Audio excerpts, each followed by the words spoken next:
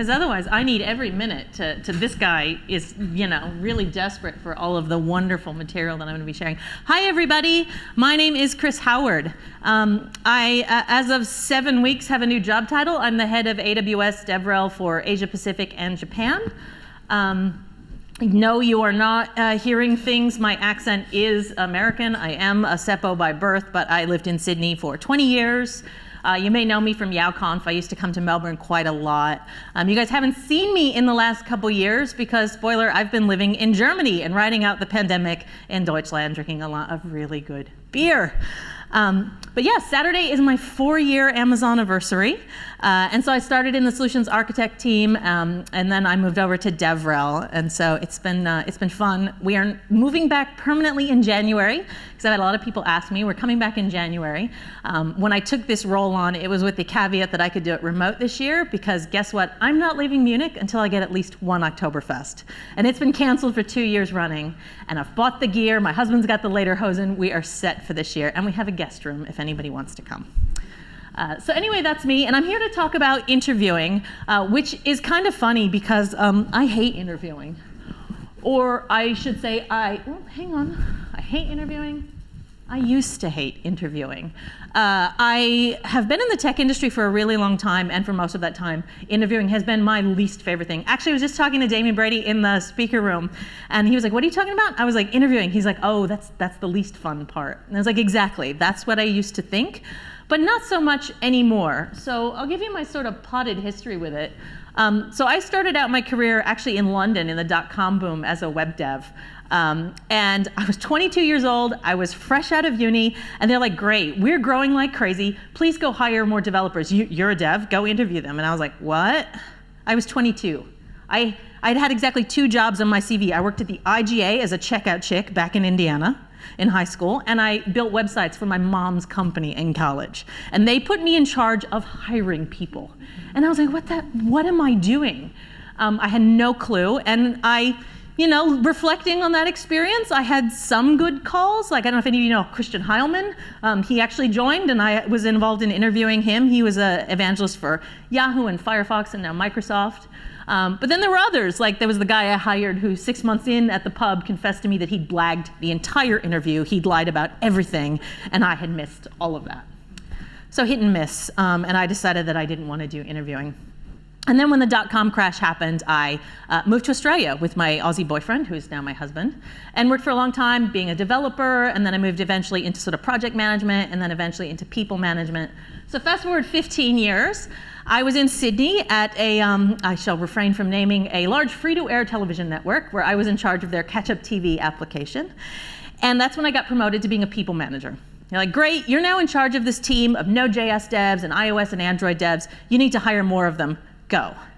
Crap, I hate this part. Okay, I still had no training in 15 years in the industry. No training in how to interview anyone. And so I looked at what we were doing, and we were doing like this coding challenge online, and I'm like, I Googled it. The answers are online. Like, people on Stack Overflow are sharing the answers to this. And then the people who weren't cheating, we would ask them, for feedback on it. And the ones who would be like, "I spent my entire weekend working on this." And it was the kind of thing where, like, the longer you took on it, probably the less likely you were to be the fit that we needed for the role. So I felt terrible that people who were not going to get the job were spending all this free time on an exercise. And so I started looking at that. We started doing experiments around different platforms and stuff. If any of you were hiring 5 years ago, 6, 7 years ago, the kind of platforms that they were looking at in Australia. And I was getting my guys on the team to interview, and I remember watching a dev go into an interview, and he pulled this like folded up, dirty piece of paper out of his pocket that he'd scribbled some questions on. And that was the preparation this guy was doing, who was a great dev. And I was like, we need training. So I went to recruiting, and I was like, we need to actually organize some training. At the very minimum, around the legal stuff. These guys don't even know what they can and can't ask, what criteria we're evaluating people. We're evaluating them based on whether we think we'd like them on the team or not, which is not a good criteria. And so we did organize some basic training. So it was an improvement. I still hated it. And the thing I hated about it the most is that it was a single decision maker, me. I had to make this decision based on feedback from other people. And sometimes, depending on where you're hiring, whether or not this person gets this job is a really big deal. It can be changing their life. And I really disliked having all of that on me to make that final call, knowing in the past how I had gotten decisions wrong.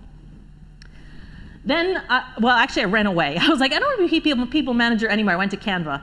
So I worked at Canva in Sydney ages ago when they were very small. And I was like, I'm an IC. I don't want anything to do with hiring. Whew, get away from that. Hang on, we don't actually have a QA team. And so I went to Mel and Cliff and I went, I think we need a QA team. And they went, you've hired people, good, you do it. Shit, okay, great. I'm now hiring testers at Canva.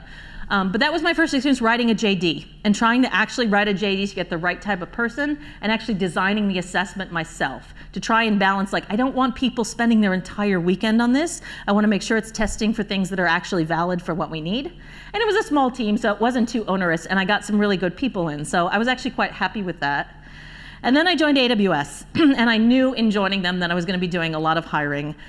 In 4 years, I just checked the other day, I have reviewed over 150 CVs for candidates, and I've been a part of more than 250 interviews.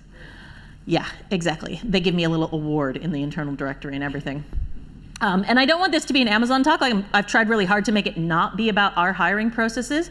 But the interesting thing is that after that, I actually like it now, to the extent that I volunteer to do interviews for other teams outside of my team. Like, that is so far from where I started 20 years ago that it's unbelievable. And so I thought that's really what I wanted to share with you, is how I got there and some of the stuff that's made the difference. The biggest difference, I can say, at Amazon is that it's a group decision. Like, I'm still the hiring manager, but we have a 30-minute discussion for every candidate, and we share that decision as a group. And also, I've had a ton of training and support, and those are the two biggest things I think that have made the difference for me. And my friend Ted, I was having breakfast in Sydney a few days ago with Ted Tenza, some of you might know from Sydney Tech Leaders, and he said the great fallacy in tech is that we think that because you know how to code, you should know how to interview other people to find out whether they know how to code. And that is not true. That is in no way true. The second fallacy, he said, is that if you know how to code, you know how to lead people who code, which we also know is also not true. These skills are not correlated, and a lot, like, raise your hands if you have ever had training in how to interview people. Like, very few, right? Nobody does this. And so we look at what the company goals are. The company goals, of course, stated are to hire the best person for the role, somebody who's going to be a good long-term fit. And depending on your org, you may have bigger goals. Like at AWS, we have some tenets. Like, we want to make sure we're keeping the bar high. You know, as your org gets bigger, as there's pressure to hire, you might be tempted to lower your standards. So we try and keep the bar high. We also want to make sure we're offering a really good candidate experience. I mean, it's Amazon. Regardless of whether you get the job or not, you're probably going to be a customer at some point in some way in the future. So we want to make sure you don't hate it, like you have a semi-decent experience in the interview. We want to make sure that we're giving everybody a fair shot to have, give us their best self and have a fair go at the job. We want to make sure that we're experimenting, that we're not just doing what's worked in the past, that we're trying to improve the experience all the time, and we build tools and mechanisms to support that. So that's really the company's approach to hiring. What is my approach to hiring? My approach to hiring is to just not be hassled. Oh, go back, too many, go back. Look at this. Not sure what happened there. We jumped right to the end. My approach is not to be hassled. Like, I want to achieve all those goals, but I want to do it in as painless a way for me and for the candidate. So that's really what I'm going to share today, is how the kind of pro tips I've done to try and make that work a little bit better. So what I'm going to cover some stuff sort of before the interview, and this is mostly going to be of interest to hiring managers. So those of you who are hiring roles, also interesting if you're thinking you might be a people manager in the future, or you've got a dream of starting your own startup where you're going to be hiring people. These are the things you want to think about before you start hiring people. I'm going to talk about the actual interview, tips that will make that as painless for you and for the candidate as possible. We're going to talk about how you actually make that decision as the group, and how I suggest you have that discussion at the group to get consensus and sort of drive debate. And I'm going to give you some pro tips I found, just some other random stuff that I found that make this process suck less. And I will, as my friend and I just discussed, write this up as a LinkedIn article afterwards, so you'll be able to like and share it with your friends there. All right, so this is the stuff for the hiring managers, so job descriptions. Okay, we know that they all suck. There's a lot of articles about how hard it is to write job descriptions that are good. There's all that research that if you have a wall of bullet points for what you want, all you're really doing is giving people, you're making it more likely that they'll opt out, that they'll self-select out. And so really, I think you want to get away from having like minimum criteria of we want them to have 5 years of this and these languages and this and that, to actually talking about the kind of person you want to hire for that role. What are they actually going to do day to day? So one of the things I've experimented doing is writing, what does a day in the life of this role look like? And actually, one of the things we did with my old solutions architect team is we filmed some videos with some of the essays, and we actually started embedding short videos in the JDs with people in the team talking about the kind of stuff that they actually do. Because, you know, job descriptions, they never actually describe what it's like to actually do the job. The other thing that Frank Arrigo, some of you might know from Melbourne, he and I were on the same team together. We started experimenting with things like, instead of those bullet points, we would say things like, in the last 6 months, have you written something for fun? Explained something technical to someone who is non-technical? Spoken at a meetup or a tech conference? You know, we had like 10 of these. And we're like, if you've done 3 or 4 of these in the last 6 months, please apply. We want to talk to you. So we were trying to get people to select in rather than select out. Watch your language for bias. There are a number of tools online you can look for that'll help flag words like rock star and cowboy, I'm sure you know about. But also watch for pronouns. Like, look, there's a lot of dudes in this room. I can tell you, as a woman in the Australian tech industry, we share JDs where it says, the right candidate, he will have this and he'll do that. We see it and we share it and we remember it. So watch out for that stuff. It doesn't take a lot of effort to throw in a couple she or a couple names, you know, every now and then. Yeah, so you can run it through some of those tools as well. That'll look for bias there. And this is an interesting one Ted gave me the other day that he's experimenting with at Prospo where he works, is writing a success profile, which is different from a job description. It's internal only, and it talks about what success will look like for this candidate in the future. So he's like, in 6 months, we want this candidate to be able to write an API endpoint. Doesn't mean they're going to be able to do it right now or they've got experience doing it, but we think they have the skills to be able to learn to do it in 6 months. So it's a really interesting idea, and I'm thinking about implementing that for the roles I've got open as well. So that might be something that's useful to you. All right, reviewing CVs. So once you've got your JD out there, you're going to start getting a lot of CVs, and you don't want to let them pile up. This is what happens to me all the time. You want to try and stay on top of them. And the challenge I have is I read them and I get a gut feel for the person and I want to get away from that. So I've actually started having like a Post-it or bullet points next to me with the actual criteria that I'm looking for. So if I'm hiring an evangelist, I want to see evidence of thought leadership, public speaking, blogging, social media, speaking at conferences. I want to see involvement in their local developer community or open source projects. I want to see expertise in cloud-related technologies. I call it out and then actually look for those things because people are bad at writing their CVs. We know this. I tend to opt on the side of caution and put people through on the CVs because everybody's not great at customizing their CVs. We know this. But having the criteria really helps me avoid bias when I look at them because it's really hard. You know, you look at people and you say, oh, they went to a university my friend went to, or you've got to kind of try and get away from that. And I've had mixed discussion with other people about whether you should look people up on LinkedIn and on social media. A lot of my friends who are hiring managers say they deliberately don't, because it might introduce bias. You might learn something there that you're not allowed to ask about or that you wouldn't want to have known about. It gets harder when you're like hiring a role for an evangelist like I am, where their social media profile is part of the role.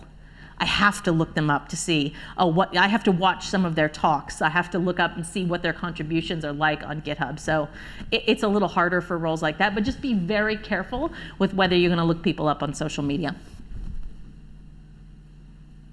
Oh, and I forgot that bit, second one. Consider obscuring names and photos. This is something that came about several years ago in Sydney. We had this equality hacks group who were trying to come up with ways to, improve the gender bias in tech. And one of the things that came up was reviewing CVs blind. Having recruiting go in and obscure the names. A lot of people will include their photographs and their ages and stuff. Get them to remove all the identifying information. And actually, it would be an interesting experiment for you to run and see if the same CVs get through that you would have done. You could actually run a control experiment and see if it makes a difference for you. I don't do it, but it's something that I know other people have done and had results with.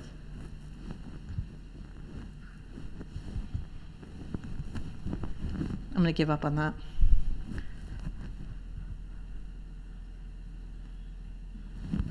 All right, this is the other important bit you'll have to do as a hiring manager is your interview structure. So actually, how many rounds of interviews are you gonna have? You're gonna have them do a phone screen? You're gonna have them do 2 phone screens? Are you gonna have them do a take-home coding exam? Are you gonna have them do whiteboarding as part of the interview? How many interviews are we talking? So you actually need to sit down, and I actually sit down with the recruiter when I've got a new role open and actually work this out. The number of interviews is important. We generally at Amazon have, I think at a minimum, 4 interviews in the final round, 4 interviewers, and then that number goes up with the seniority of the role, you know? So if you're interviewing someone very senior, you will have more people involved in the decision. So you wanna think about the number of interviews, the length of them. I was doing 2 phone screens on my roles until recently, and I had feedback from a recruiter saying, candidates have told us that they would prefer to just do 1, even if it's a little bit longer. It's a better experience for them. So we switched from doing 2 one-hour phone screens to doing a single 90-minute one, and we cover tech and soft skills in the same phone screen and just do it as one because it allows us to get a hiring decision faster. So you really want to test some of these assumptions out as you're doing them. Then you want to think about what those interviewers are going to cover.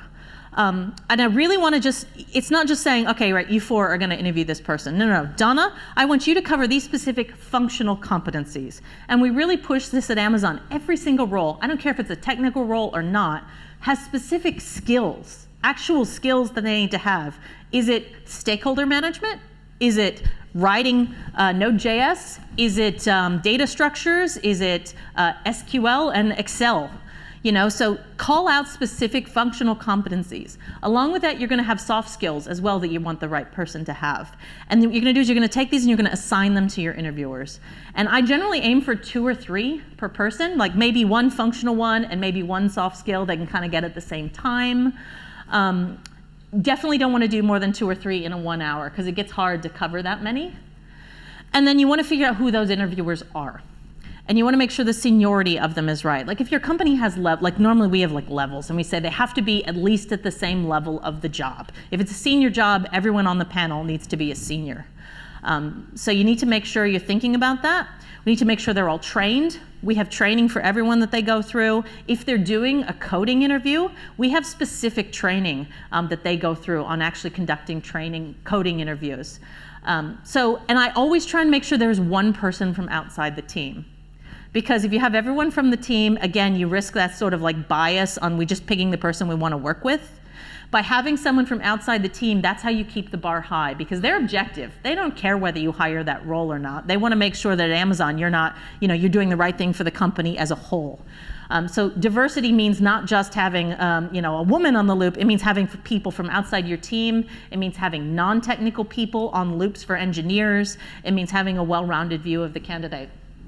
So the interviews and the competencies that they'll cover. And the reason we assign them is to avoid doubling up. Because if we don't do that, you might all end up asking the same question, and what's the point of that? We want to get a nice range of data points. So by assigning stuff, we know that we're getting good coverage on what we want for the role. And then shadows and reverse shadows. This is the most important thing this is the way I got better as an interviewer. So what I mean by that is shadows is when you join, you take the basic training that says, yes, I'm not gonna get the company sued. I know what I can and can't ask in an interview. Your next step is to shadow, which means you sit and you watch an experienced interviewer do it. You still write your feedback and you pretend you're doing it, but it's not actually, part of the process. And that's how you get better. They give you feedback and they give you coaching. After you've done, 4 or 5 of those, then we have you as a reverse shadow. So that means you lead and the more experienced person is shadowing you. And they're making sure that you know what you're doing. So we really make sure people are doing, 6 or 10 of these before they're actually turned loose on their own as an interviewer. And as a hiring manager, I want to make sure for candidate experience, I don't have more than 2 shadows on the interview. I don't want to have this person every interview round they go through, there's got a wall of people in front of them. So I try and limit that to just two per round as well. So that's all the stuff around the actual construction of we call it the loop at Amazon, so I might revert to saying loop, but I mean a round of interviews. Prebrief. This is gold, people, and I'm betting that no one in this room does this, and this is where the light bulb's going to go off for some of you, because I have seen the light on prebriefs, and I do this now for every role that I hire for, and if I'm interviewing for someone else's team, I ask for it. So what is a pre-brief, you ask? Well, it can be an email from the hiring manager, or it can be a call where you get all the interviewers together. And the first thing you're gonna do is you're gonna check that the interviews have been set up the right way. Because guess what? Even though you've agreed with your recruiter the structure, we're gonna do 2 phone screens and a coding exercise, we're gonna have 4 people covering these, they're gonna muck it up. And they're gonna assign the wrong person to do the wrong thing. And so this is a final check. I usually do this at least 1 day before the interview, if not 2. Make sure that everybody's accepted the interview, that you haven't, oh, by the way, Brad's on vacation. He's never accepted it, so we need to scramble and get someone to cover that slot. So make sure that everyone is set up, everyone knows what they're gonna be covering, everyone is qualified to cover the competencies that they've been assigned, everyone is comfortable that they know how to ask those questions and what they're meant to be covering. So you're really just covering the logistics there. Has the person been given a lunch break? Have we set them up for 5 hours in a row without a break? That would be bad. So we check that as well. So we check all this stuff.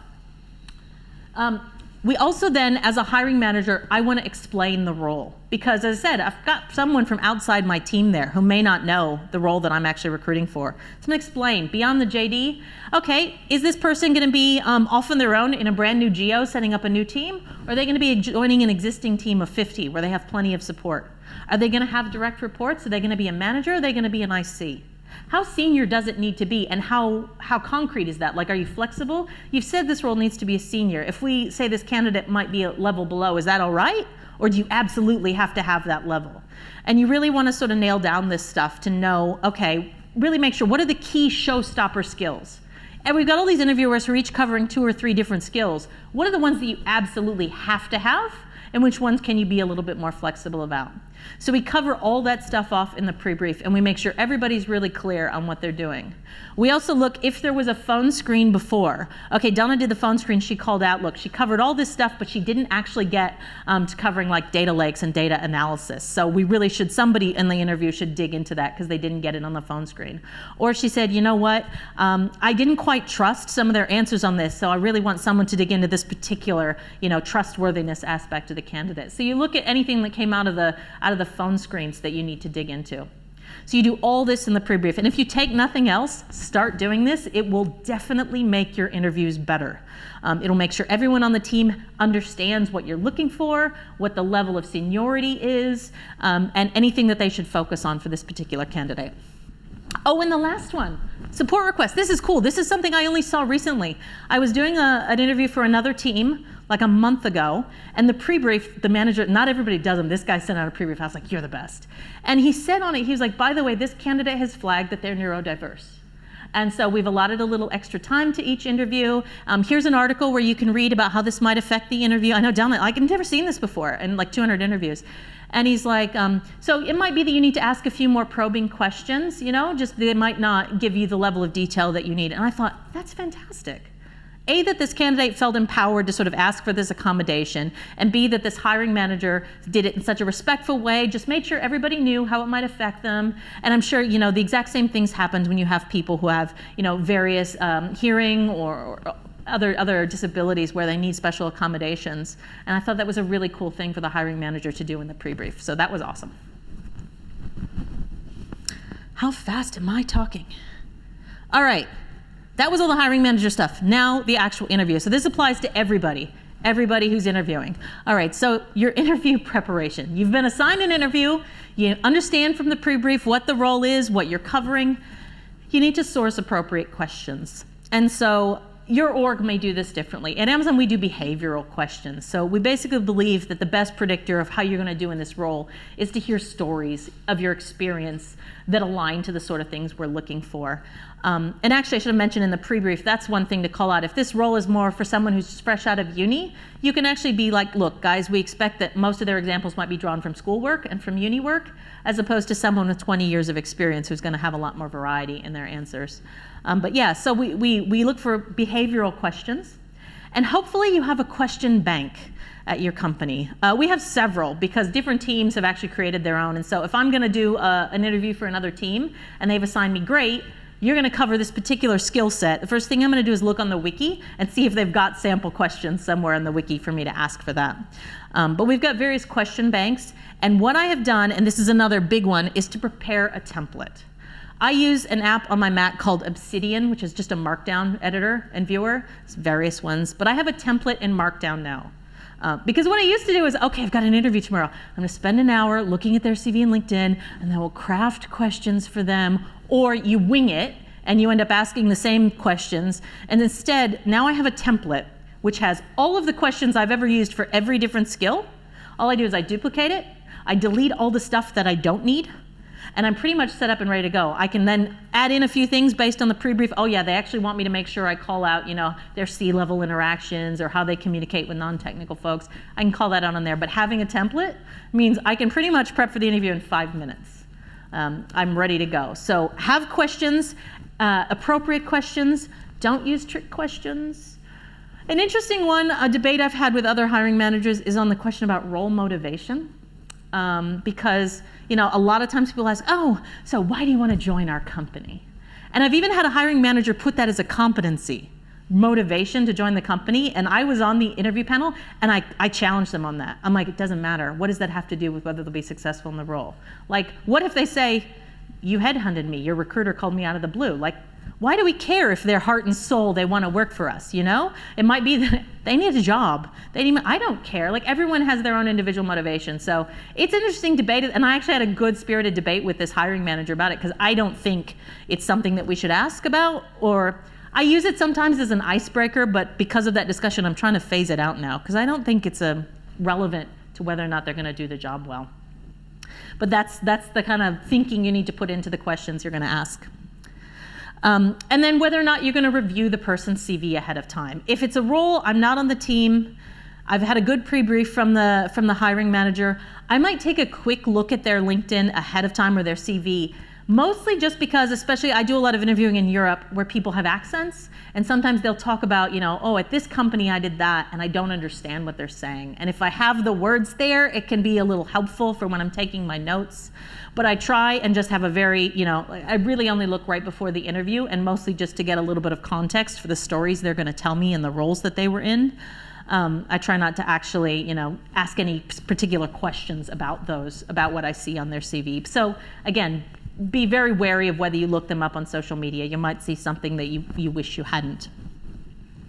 But yeah, I've got the interview prep down now from, spending an hour of custom crafting something down to just like 10 minutes at most. The actual interview. So as part of my template, I actually have like a script at the top, so I make sure that I cover stuff off. Because I really the candidate experience should be the top thing. We want to make sure everybody has a good experience, regardless of whether they're successful.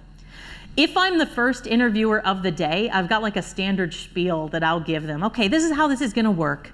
We're going to ask you to tell us stories from your career. You're going to deal with, people over the day. If you need to, take a break or anything, don't be afraid to ask your interviewer for that. I sort of, we often use the STAR format at Amazon. Some of you might be familiar with situation, task, action, result. You don't have to format your answers that way if you don't want to, but that's how I'm taking, I have this spiel that I give them. I'm going to leave time at the end for you to ask questions, blah, blah, blah. If I'm one of the middle interviewers, I will really abridge that because they've heard it already. If I'm the last interviewer, I will often ask something like, what's something you're really proud of that you'd hope to surface today that you haven't been able to share yet? It's a really nice thing to do if you're the last interviewer, to make sure, A, that they've had a chance to really give you all of their best stories, all of their best material. It makes them feel good. They don't leave going like, nobody gave me a chance to talk about Project X. So that's what I've started doing if I'm the last interviewer. So I've got the standard spiel. I intro myself. I will intro any shadows I'm with. But some feedback I got recently that I've taken on board is not to actually call out which of you is the experienced interviewer. I hadn't realized that, and I think it's really cool now. So, instead of being like, oh, I'm here with Donna, who's new to the company. She's shadowing me so she can learn. She's going to turn off her camera. Donna's here. She's learning. She's shadowing me today, and she's going to turn off her camera. Not calling out that I'm the experienced one or she's the experienced one. So I'm actually going to start doing that. I think it's a really interesting idea, and I'm going to see how that affects the interviews. Know the boundaries of what you can and can't ask Of course, the legal training you've done has probably told you that, If there's a requirement, for example, for the person to speak a particular language, you can ask if they can. You can't ask them how they learned that language, for example, stuff like that. You shouldn't share confidential information, and you shouldn't ask them to share confidential information. And we even have sort of recommended wording, like if someone shares something about their personal, oh, I'm going to have a baby now. Okay, actually, I'm not going to write that down. That's, and we're not going to take that into account for the interview. So just moving on, we don't want to have anything like that in there. Leave time for questions, I mentioned. I try and always make sure I leave 10 minutes at the end. It can get hard, to make sure you're getting everything you need in time, but it's really important for them to have a chance to ask you stuff. And share next steps if you can. A lot of times when they ask questions, especially if I'm doing one of the interviews where I'm not on the team, they'll be like, oh, so what will my first assignment? Oh, actually, I'm not. And so I usually set the scene. I'll be like, well, I'm actually not on the team you're interviewing for. So I can answer general questions about working for the company, but probably one of the other interviewers will be better at explaining your actual role. So, sometimes you have to set some boundaries there on what you can answer. And next steps as well. Usually I just say, we'll be getting back to you as soon as we can. We are going to all get together and share our feedback very soon. But it's nice so that they're not just left hanging. So you're going to be capturing raw feedback all through this. And this is tricky. Some people write a lot, some people write a little. I type fast, so I tend to default to writing a lot of notes. Back when we were doing interviewing in person, I would do less, because you don't want to be talking to the other person's like head down typing the whole time. You want to make eye contact and be personable.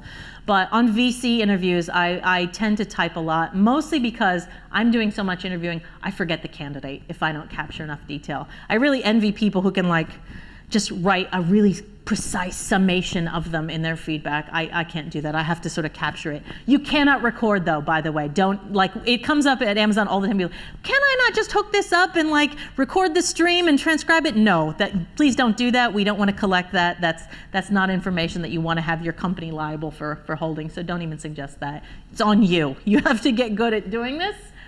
So I don't want you to think I just ask a question, they give me the answer, I type it down. I will sometimes on my template only get through 2 or 3 questions in the whole interview, because what I'm doing is I'm going to probe them on those stories. Okay, you told me about this story where you were on the team and you delivered this website and it met your goals. Cool.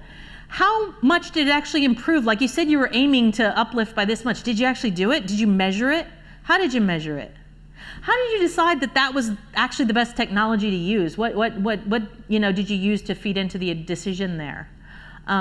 Cool, you keep saying we on the team. How big was the team and what was your role specifically? What were the things that you were responsible for delivering? And so we use this term peeling the onion, but really it's just about probing for detail. Some people are good at giving you that, especially if they've interviewed before and they know how this type of question works. Some people aren't, and I don't hold that against them.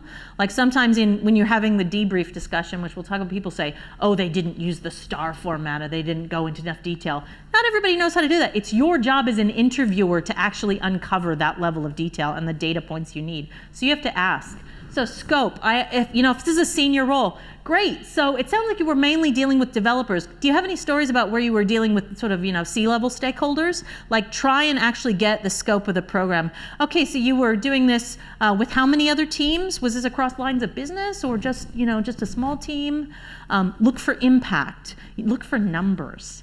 We really are data driven. And so anytime a candidate is, oh, cool, you said that actually increased your uptime. Are you able to quantify that at all? And I don't want people to share confidential stuff. So ballpark, do you know what sort of uplift you got in your uptime or your resiliency? Was there a reduced number of tickets? So try and get them to actually quantify the impact of their stories. So this is what I'm looking to capture in these raw notes. Sometimes you have to cut people off, just calling that out. Sometimes you get people who are very detailed and they will go down a rabbit hole of talking to me about their Kubernetes setup. And I'm like, okay, that's not actually what I was asking about. So I'm just going to reroute you back. Cool, that's really awesome, thanks. I want to make sure I get some other stories from you before our time is up. So you might have to cut them off and reroute them. But this is only the input, because the output is to actually summarize this feedback. I'm not just going to give my raw notes to the rest of the group and expect them to read through all that. I need to actually synthesize it and analyze it. And I've said here bottom up.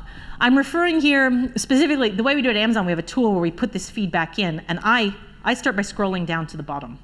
And bottom is where you put in your raw notes. So start with the raw notes. I put in my raw notes because we capture those. And because I've got it in Markdown and I've captured everything, I can pretty much just paste it right in. The next section up is those individual skills and competencies that I was meant to be assessing. So I will look at each of those and look at the questions I asked, and I'll say, okay, for this competency, I asked this question, and they gave me a story about this project. Why was that a strength? Why was that a concern? What was I looking to see that I didn't see? What did they do that I thought was sort of, wow, that was above and beyond, what we expect for someone at that level?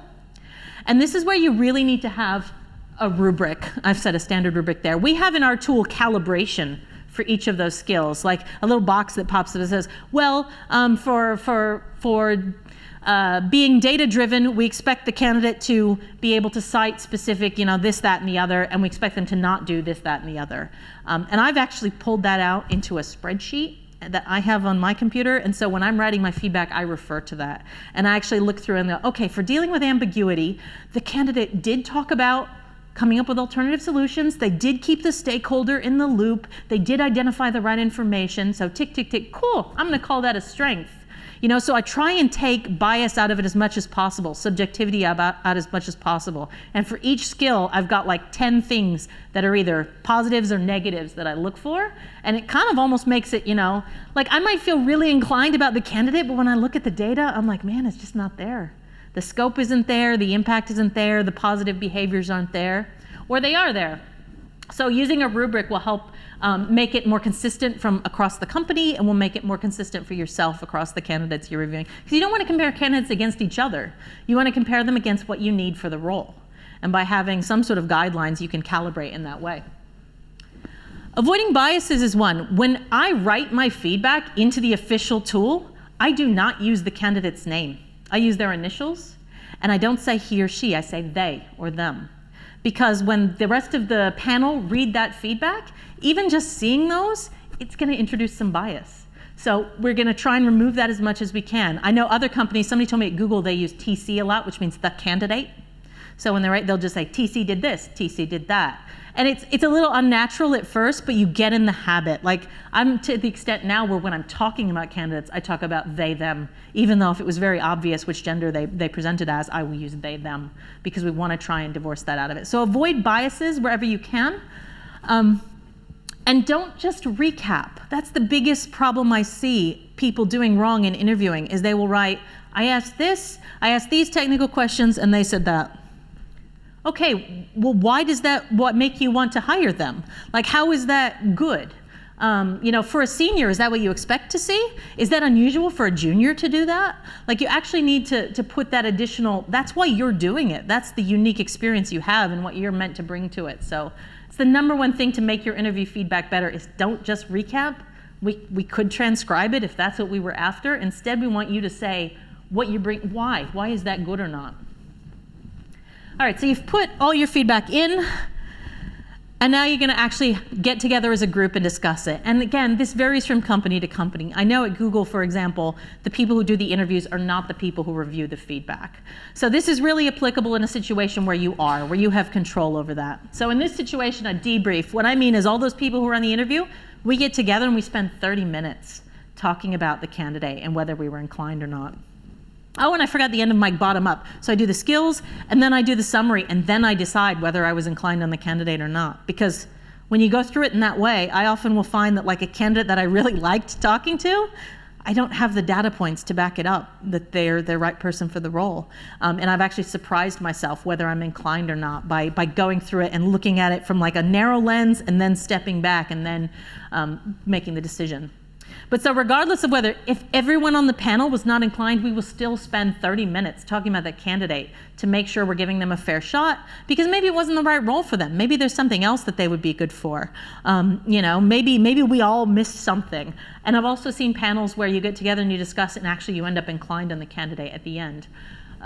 So what I do when I'm doing these discussions is I often will get the least tenured people in the room to speak first. Because if you go straight to the hiring manager or to the boss who's in the room, their opinion's going to carry weight and it's going to sway everybody else in the room.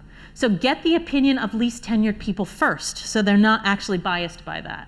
Cool, so you said that they were great on data structures and algorithms. Great. Do you think they could handle the problems that you're dealing with in your role right now? Would you put them in front of your most challenging customer and what they're dealing with? Awesome, great. Or you've called this out as a concern, but I don't quite see why that is in your feedback. This is sort of a passive-aggressive way of calling out when someone's written crappy feedback. It's like, yeah, I can't quite see that in your feedback. So like, why did you think that we should definitely not hire this person? So you want to interview the interviewers and confirm the strengths. Great, you've said that's a strength. Let's just all agree that yes, this person really is awesome at that. And you want to, if there are things that they're concerns or that there were gaps, you can ask questions about mitigation. Well, first of all, does anyone else have an example that actually mitigates that? Like, Donna didn't get a lot on whether this person made data-driven decisions, but maybe you did. So maybe you have an example we can pull in that will make Donna change her concern into a strength. So you can actually mitigate some of the concerns that way, or we decide, well, look, this candidate just really doesn't have enough experience with this particular technology, but we've seen that they have a real aptitude to learn, and during the onboarding plan, we can assign them a buddy to upskill them with that, so the hiring managers actually got a plan, and so we think we can mitigate that risk, and that's not a showstopper. So that's the kind of stuff you want to get out of your debrief discussion. I also always put it to you that it's not just about the person ticking the boxes when we hire someone. We want them to be adding something to the team. So I always ask, if I'm interviewing on someone else's team, I ask the hiring manager, what's the compelling reason to hire? What's the unique thing this person's are they just like everybody else in the team? What's the unique thing they're gonna add to your team? And if people are on the fence, I tell them that's a no. You know, if you're on the fence, sorry, I'll get people going, it's a weak yes. I'm on the fence, so I'm inclined. No, sorry. You're on the fence, it's a no. Like, I want you to be excited about this person joining the team. And so I really challenge them on that stuff. And like I said, this has made the single biggest difference in how I feel about hiring. I feel like we're making better decisions. I feel like the candidate, we're coming up with a plan for their onboarding. We talk about like what they need to learn. If everyone is inclined, if we're all super inclined, great, we want to hire this person. Cool, are we hiring them at the right level? Maybe they're more senior than actually you've listed the role. Should we bump up the level here? And if it's all red, we have conversations like, how did this get through review and phone screen? Like, how did it end up wasting 6 people's time in an interview? And so that's a conversation you can have with the hiring manager to actually, that's a flag as well. So these are really useful. I highly urge you to move to group decisions if you're not already. It's been the biggest thing for making me feel better about the hiring decisions that we're making. Coaching and feedback, I try to not call out negative feedback in front of the group. You know, obviously, as I said, there are ways you can sort of hint to the fact that maybe you could up your game a little bit. I do call out positive examples. By the way, great job, great job, Fred. I really liked how in your feedback you included enough detail and you talked about why you thought the person was going to be good for the team. You can sort of do those generally, but for usually the people who aren't good at interviewing will realize it. And so I've actually had a few people reach out afterwards and say, can we have some coaching? And I share my template with them and I share my approach for capturing feedback. So there's stuff you can do to actually upskill people on the team. You can send them back to do more shadows, get them to shadow experience, like invite them to shadow you for a few. So coaching and feedback is important, and I try and leave a couple minutes at the end of those discussions to call out the people with good feedback and sort of subtly hint to the others that maybe they want to up their game. Metrics are important to capture. We capture, we have SLAs actually, both in terms of getting back to candidates, in terms of how quickly you have to put in your feedback, and we have mechanisms. Like if you don't put in your feedback, the system will keep emailing you every day until you do, and your manager will eventually get flagged that so-and-so did a phone screen last week and they haven't put in their feedback yet. It's not a great candidate experience. And actually, when you have those SLAs, you can use that to identify bottlenecks. I remember in the SA org in Sydney, we had the recruiters come and produce a whole report that basically said, hiring managers, you are taking 18 days on average to review a CV. That's why your roles are still going unfilled. Like they were able to actually pinpoint it down to us. So by tracking the metrics through our system, we can get really detailed on where the problems are and we can improve. I also have a personal SLA in how many interviews I do a week. As I said, I volunteer to do this. I basically say I will do one not my team interview a week. That's my SLA. And so I color code my calendar so I know if I'm meeting my SLA or not, if I've got one. So set your own SLAs in terms of your org on getting back to candidates. We also send them a how is my driving kind of survey after the interview, regardless of whether they got through or not. What did you think of the interview? Any feedback you want to give us? Obviously not everybody fills that out, but I have seen recruiters share the results back, especially when it's nice when they call out a recruiter who really made them have a positive experience, which is good. And personal calibration is one, we don't have any tooling for this, but it's something an experience manager gave me at Amazon, said, keep track of the people, the interviews you do, the ones that were inclined, keep track of them and look up those people in 6 months and see if they got hired and if the company and if they're getting promoted. Like, it's a way for you to sort of personally calibrate. Like, I don't have any way of knowing if that person is good at their job or if, they could be anywhere, but it's a way for you to know, okay, actually most of the people I was interviewing and saying I was inclined didn't end up getting hired. Maybe that's, and I know I've been told that at Google they can pull those reports as well, that you can see are the people that you're saying are good if they end up getting hired or not. So there are ways you can pull your own personal metrics. All right, pro tips, managing your calendar. I mentioned color coding. I color one color for the ones I'm doing for my team, one color I'm doing for the ones for other teams. That way I can see at a glance how much time I'm spending interviewing. I can flag that with my boss if I'm spending too much time. I can say no to recruiters with a clear conscience. Excuse me. If I go, look, I've actually got three interviews next week I can't do anymore. Off the record chats, this is cool. A couple companies are doing this. We do it. I know Google does it. I know other companies do it. This is where a candidate can have a chat with someone in role that isn't part of the interview. When we were doing in-person interviews, we had lunch buddies. We'd send them off to lunch with someone who in the team. We have a program now where anyone, as part of their interview, if they're from an underrepresented group, can actually ask from someone from one of our internal affinity groups to have a chat with them. So I'm a member of Women at Amazon, and I got asked to do a chat with someone. It's not recorded anywhere. It's not included in the, not part of the interview, panel. And she asked me, what's the worst part of working there? What are the policies like for women? And we have like various groups for different underrepresented groups at Amazon, and I know they do this at other companies as well. And it really helps them. Actually, the woman I spoke to, she got hired and she pinged me internally like 3 months later thanking me for doing that. So I think it makes for a nicer candidate experience, and it means people can ask some of the questions that they might not want to ask actual interviewers and hiring managers in the panel. Training and rewarding. As I mentioned, we have lots of training. If you don't have training at your company, push them to do it. You need at a bare minimum the sort of like legal, what you can, and you would be surprised at the cultural differences. Like when I did that training, I did it in Singapore, and we had people from all around APAC, and I remember HR being like, okay, you can't ask people how old they are, and someone from like our team in India was like, really? Because it's actually quite common here, everybody asks how old they are. It's like, no, we don't do that, like that's bad. And you'd be really surprised how many I get CVs from people in other cultures which have their religion written on them, and I'm like, don't do that, please don't do that.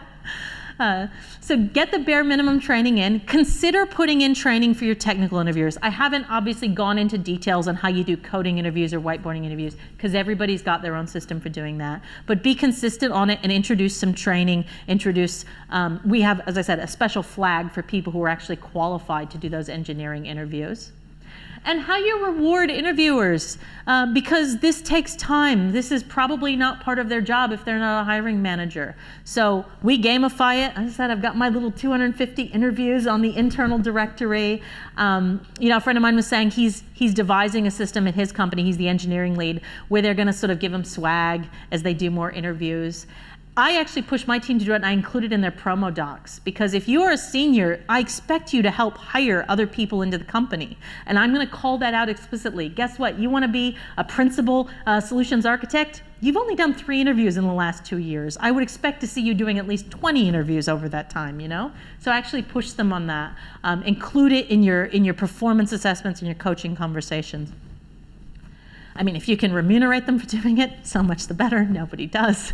That would be amazing too, but at least recognizing them, recognizing the extra effort that they're going into. And lastly, on improving the candidate experience, something I've just found out, an idea someone shared with me recently, I'm going to suggest, is coming up with a sort of standard candidate pack, which is like, A lot of times recruiters will tell the candidate, all right, to prepare you should look at these things. Standardize that. Make it something that every candidate gets the same. This is the format we're going to do. These are the kind of questions we're going to ask. These are the likely skills you'll be tested on, as opposed to right now you get people Googling, and some people do, and they do really well, and it shouldn't be something that it's on them. The onus is on them to try and find out that secret information. Just share it and make it public. And I thought that was a really interesting idea and something that I'll consider doing for my roles. So that is a lot of material that we have covered today. So this was it in detail. We covered all stuff you want to think about if you were going to be hiring roles, about setting up your job descriptions, the format and length and structure of your interviews, pre-briefs. Please start doing pre-briefs. I love it as an interviewer when a hiring manager tells me actually what they want me to look for. With interviewing, the number one thing is making sure that the candidate has a good experience, and that you are capturing both the raw notes and then synthesizing them and writing meaningful feedback where you try and remove your bias and really be objective on whether the candidate is meeting the criteria. And then I gave you some pro tips as well. Oh, I forgot one. I have a physical mute button. That's a good one. That was one I only did last year. If you've got a Stream Deck, they're expensive. I got a Ducky Pad and an app called Mutify, so I can hit a button and instantly mute myself because I have a really loud Mac keyboard. That's the last pro tip I'll give you. Anyway, that's all I had for you today. I know we have only a few minutes left. I'm happy to take questions, or we can chat in the hallway track. But this is how I have learned to like interviewing, by making it not a sole decision on me, I've learned so much from the people that I've shadowed, that I've been in these group discussions with, and I feel like it's really helped make better hiring decisions on my team as well. Thanks.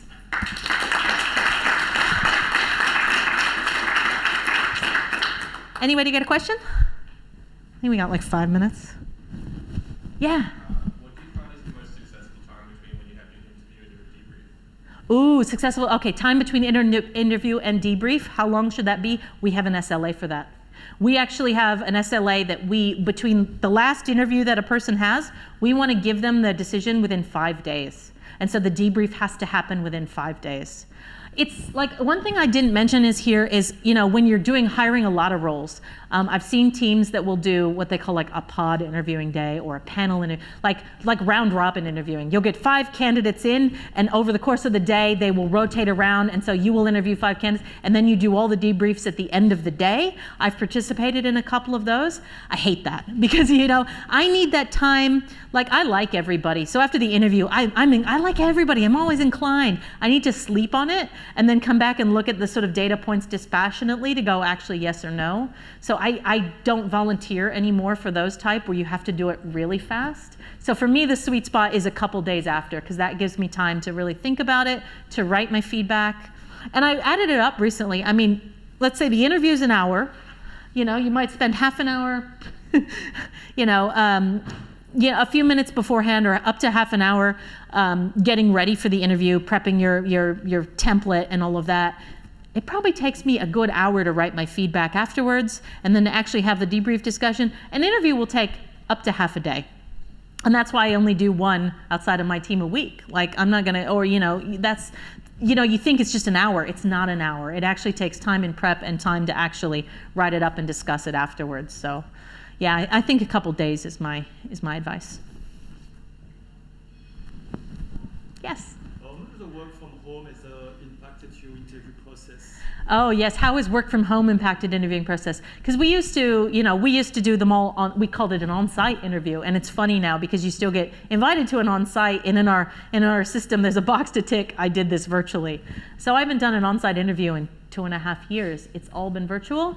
Often we've tried to, like, we don't have lunch buddies anymore. That's where the candid chat sort of came in. We introduced this program where they could have an off-the-record chat with someone. It's impacted in the sense that, some people don't like being on camera. Video and internet issues are problematic. You often have to deal with that.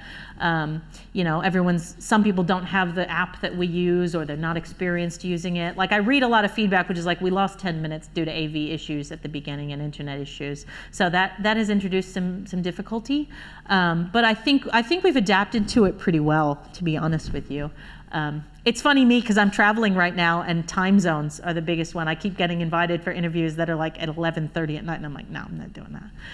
But It works pretty well. And as I said, my physical mute button, and then I type like a fiend, and I'm a touch typist, so I can maintain eye contact while I'm doing it. Like, to me, it's actually better. I get more data out of it that way. Yeah? Who should conduct a phone screen?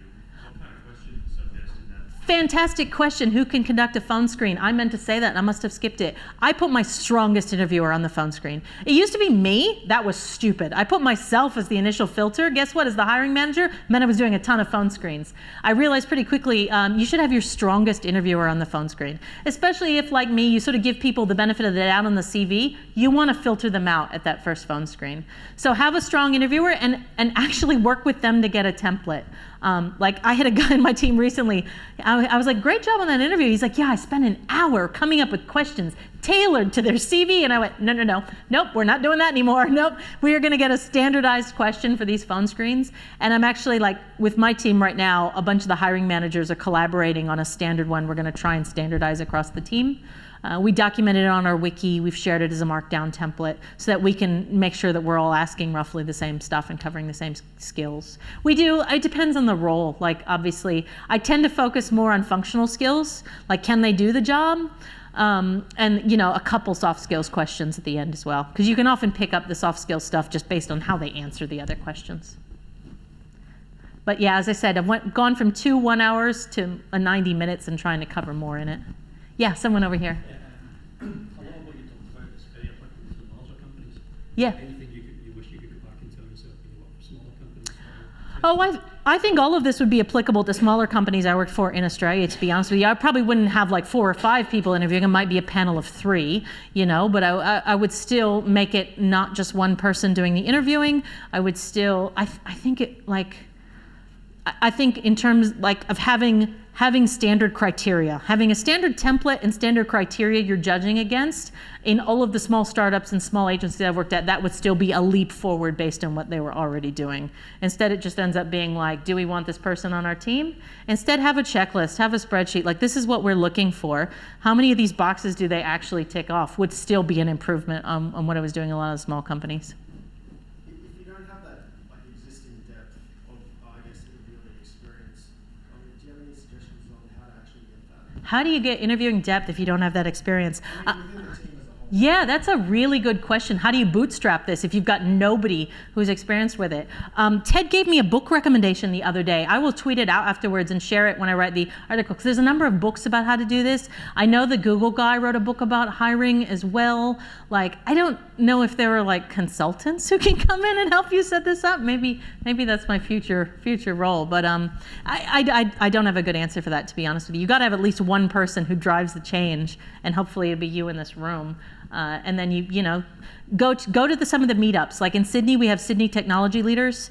I know in Melbourne there's a CTO school. There's a couple other tech leadership meetups. We have a Slack channel for Sid Tech leaders. Anybody's welcome to join. I'm happy to add you. And we share stuff like this. How do you do it? So we can all get better at it. In the back. Any tips for doing interviews across like massive time zone differences? Like I've got a team in the UK. Yeah. I'm feeling you that right now because, so the question is about time zone differences.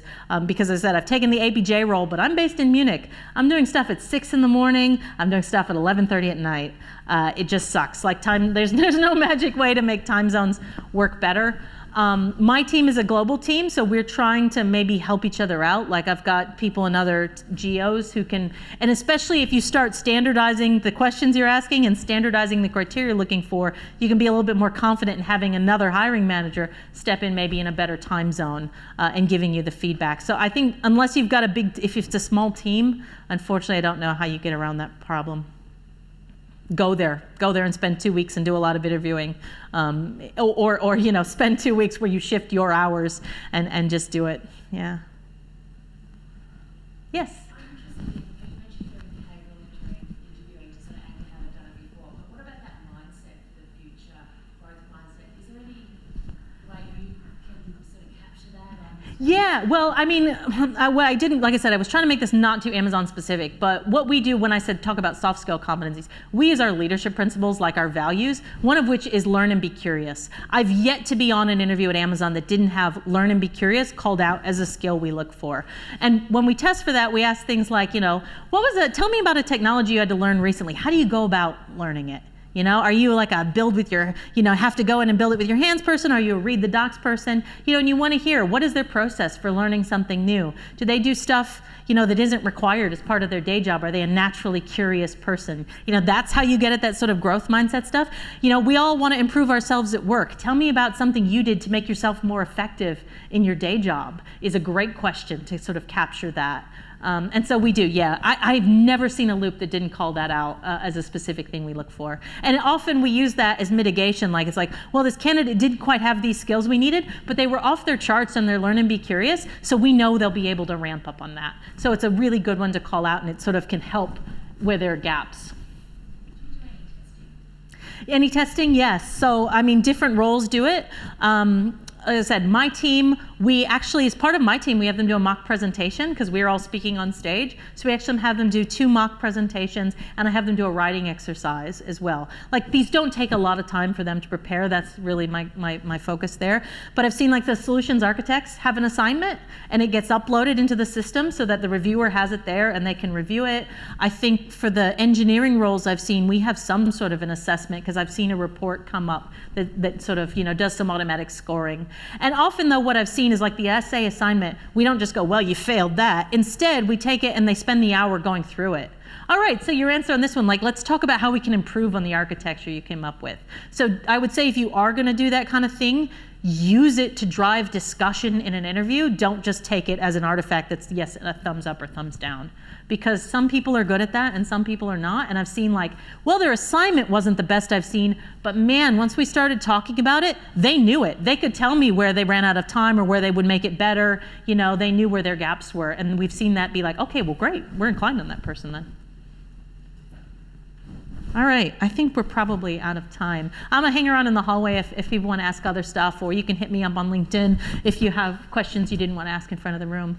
But thanks so much. Good luck with your hiring.